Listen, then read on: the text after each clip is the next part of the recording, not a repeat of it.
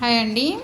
ఇప్పుడు చూడండి, ఇలాంటి లేస్ వచ్చినప్పుడు దీన్ని ఏం చేయాలి, ఫస్ట్ లేస్ని విడదీసుకోవాలి. విడదీసుకొని మనం సమానంగా రెండు చేసుకోవాలండి. ఎందుకంటే చిన్నగా ఉన్నప్పుడు మనకి ఫుల్ రావన్నమాట.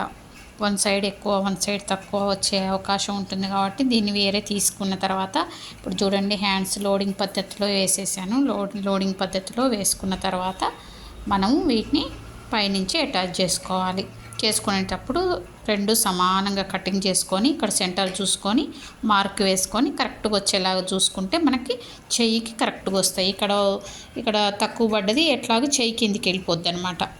ఓకేనా. ఇలాంటి డిజైన్ వచ్చినప్పుడు ఎప్పుడైనా లేస్లు వచ్చినా డిజైన్స్ వచ్చినా కూడా మీరు ఫస్ట్ దీన్ని తీసేసి విడిగా మనం స్టిచ్చింగ్ చేసుకోవాలి.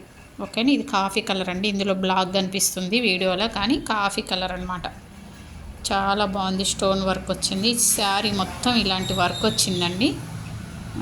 జూట్ శారీ అనమాట. చాలా బాగుంది. ఇప్పుడు చూడండి, కాఫీ కలర్ కనిపిస్తుంది అక్కడక్కడ. ఓకేనా. Thank you.